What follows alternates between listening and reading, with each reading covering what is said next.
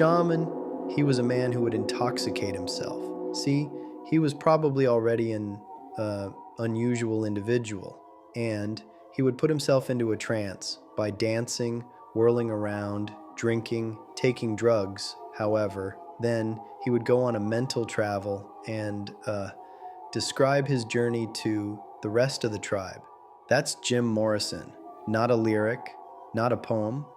That's Jim Morrison in 1967, sitting across from journalist Richard Goldstein for New York Magazine, describing what he believed he was doing when he stood in front of an audience. Not a character he was playing, not an image he'd constructed for press, a function. Most accounts of Morrison start with the leather pants and end with Paris. This one starts somewhere different, with a reading habit that began in high school. With an English teacher so unsettled by what Jim was turning in that he called the Library of Congress to check whether the books even existed, with a highway in New Mexico in 1947, and with a Celtic blood ritual in a New York apartment in June of 1970. No stage, no audience, no reason to perform anything at all. Let me explain what brought me to this story. I was reading Weird Scenes Inside the Canyon by David McGowan. In his book, McGowan says, like Hendrix, Morrison had been an avid student of the occult, with a particular fondness for the works of Aleister Crowley. I know I'm by no means the go-to Morrison biographer, far from it. I can say never, until reading that sentence, did I come across anything saying he was even a mediocre student of the occult. Sure, he read books on demonology and other similar books, but he was, without a doubt, an avid reader. This is what prompted me to dig into this and eventually decide to make a video about it. McGowan lost a lot of credibility with me when he wrote how Jim Morrison appeared out of nowhere with all these songs. He mentions how Jim never had any interest in music, singing, and couldn't play an instrument. He suggests the fact he couldn't play an instrument seemingly renders him unable to write a song. Then he goes on to say how not one member of the Doors had any previous experience being in a band. Rick and the Ravens, anyone, the Psychedelic Rangers. All three other members had previous experience playing in a band. Plus, Jim said, those first 5 or 6 songs I wrote, I was just taking notes at a fantastic rock concert that was going on inside my head. And once I'd written the songs, I had to sing them. What ultimately made me decide to dig into this was Patricia Kennealy's role in Jim's life. Jim Morrison enrolled at George Washington High School in Alexandria, Virginia in the late 1950s. By most accounts, he was a difficult student in the conventional sense. Talked when he wasn't supposed to. Found most of the curriculum beneath him. His teacher eventually moved him to a separate table to keep the disruption contained. That wasn't the issue. The issue was the book reports. According to the account documented in Jerry Hopkins and Danny Sugerman's biography, No One Here Gets Out Alive, Morrison's senior English teacher noticed he was turning in reports on 16th and 17th century demonology texts, obscure books, material that had no business appearing on any reading list in an Alexandria public school. The teacher was convinced Morrison had invented the sources. Given what the teacher knew about Jim, that wasn't an unreasonable assumption. The teacher had a colleague check the Library of Congress, not to give Morrison credit, to catch him in the lie. The books existed, every one of them. He was doing it because those texts meant something to him.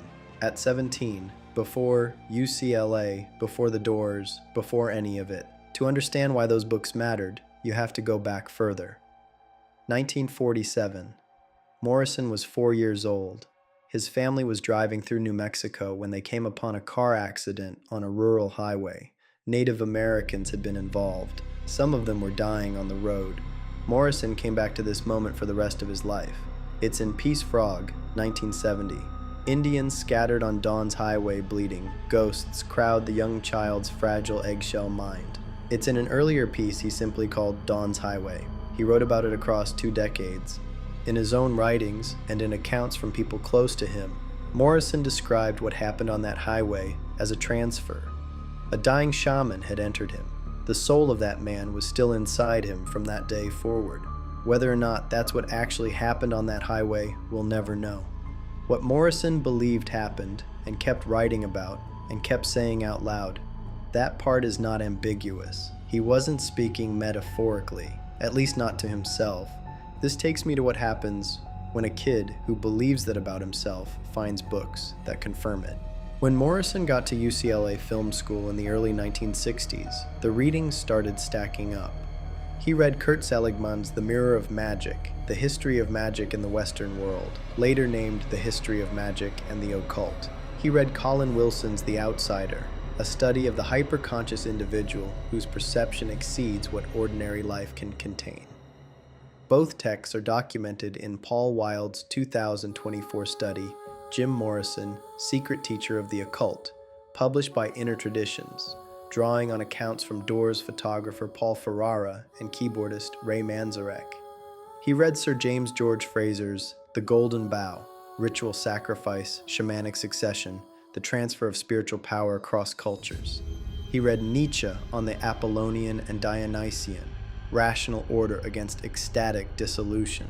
He read Artaud, Antonin Artaud's Theater of Cruelty, which argued explicitly that performance should function as a ritual, not a representation of transformation, actual transformation in real time to the people in the room. He was reading these as confirmation. He already believed, since the highway in New Mexico, that something had entered him.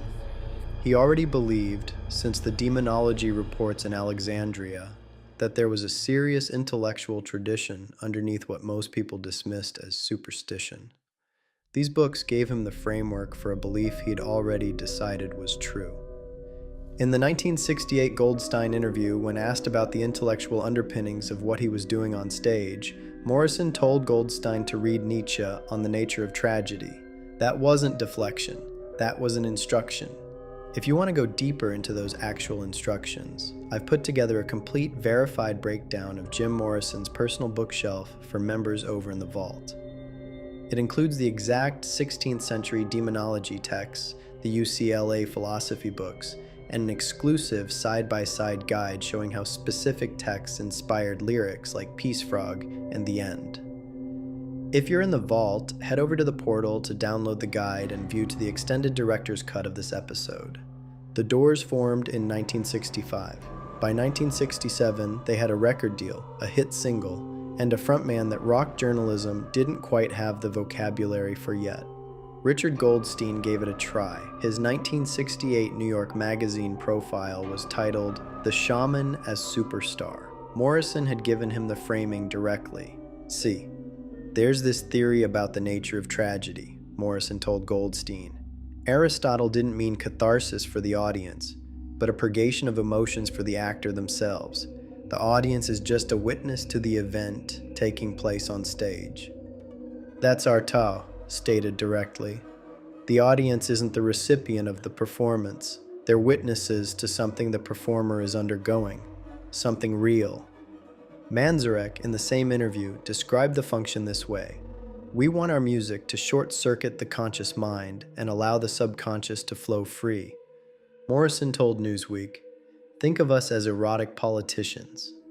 He was describing a theory of influence, the idea that through a controlled experience, the performance, the volume, the ritual structure of a Doors concert, you could do something to an audience that they'd agreed to without fully understanding what they were agreeing to. And then he told Goldstein this: a game is a closed field, a ring of death with sex at the center. Performing is the only game I've got, so I guess it's my life. Not his job, not his career, his life. That distinction connects directly back to the shamanic function he described at the top of that same interview. The shaman goes on a mental travel and describes the journey back to the tribe. In Morrison's framework, that was the only role that made sense of what he was doing. On March 1st, 1969, Morrison performed with the Doors at the Dinner Key Auditorium in Miami. The standard account of that night is a drunk man losing control of a concert. That's partially accurate. But what he was attempting is a different story from what happened. He kept stopping the music. He was talking to the audience, at them, telling them they were slaves, demanding they break through the barrier between themselves and the stage. He kept asking them what they'd come for.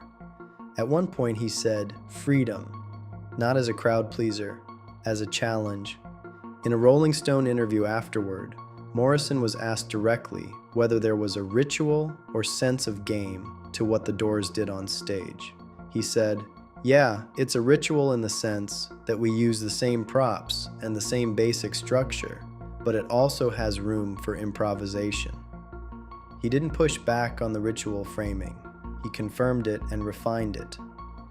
Miami was an attempt to push that ritual further than it had gone before, to force the audience from witnesses to participants. Does that sound like a man who lost control of a concert? Or does it sound like a man who attempted something specific and got charged for it? The result was a felony obscenity charge that followed him for the remaining 2 years of his life. I'm not sure the exact legal outcome matters. What does matter is that Jim Morrison spent those 2 years trying to write his way out of a persona that had already moved past performance into something he'd been building since Alexandria. 2 months before Miami, Morrison met Patricia Kenneally for the first time. She was a journalist for Jazz and Pop magazine. She was also a practicing Wiccan, a member of a Celtic pagan coven in New York. While they met before Miami, they grew closer, following while charges were pending. According to Kenneally's 1992 memoir, Strange Days, My Life with and Without Jim Morrison, the relationship deepened through 1969 and into 1970. Kenneally died in July 2021 at the age of 75. In June 1970, Jim Morrison participated in a Celtic pagan hand-fasting ceremony with Kenneally, officiated by the high priest and high priestess of her coven. Celtic oaths recited, and athame, a ritual blade, used to cut both their hands, the co-mingling of their blood. Fun fact, Kenneally played the priestess in the Oliver Stone movie. Morrison got drunk before the ceremony, according to Kenneally, specifically because of the blood. Kenneally's explanation for his interest in her practice, as she put it in her memoir, he was into Native American Indian spirituality, which wasn't much different than Celtic paganism. That brings us back to where this started, the highway in New Mexico in 1947. A 4-year-old who came away from that road believing something had entered him. 23 years later, no stage, no audience, no leather pants, cutting his hand with a ritual blade in front of a coven's officiants, because the belief had never left. Again, not proof that Jim Morrison was a practicing shaman, or that the framework he'd carried since 1947 was anything beyond a story he'd told himself for long enough that it became the only story he knew. But it seems a smaller part of a picture that's considerably more serious than the standard biography accounts for. In early 1971, Morrison left Los Angeles for Paris. He told people he wanted to write. He said he was tired of the Lizard King. People around him in those final months have confirmed he was genuinely trying, in some real sense, to step away from what he'd become. There's something that doesn't hold together about that ambition. Once you follow the thread from Alexandria to the highway to UCLA to the Coven, the Lizard King wasn't a costume. It was a belief system assembled over 2 decades from books his teachers thought he'd invented, from a framework he'd built out of Nietzsche and Artaud and Fraser and Seligman, from a ceremony he'd gone through in private with a blade and no audience in the room. You can want to step away from a belief system. That's a different thing from being able to. Jim Morrison died in Paris on July 3, 1971. He was 27 years old. No autopsy was performed. Whether or not the framework he built, the soul on the highway, the shaman's function, the ritual performance, had any basis outside of his own mind, we'll never know. Given what he wrote, what he said on record, and what he did in a New York apartment in June of 1970, with no audience in the room, it has to at least be considered possible that he meant every word of it.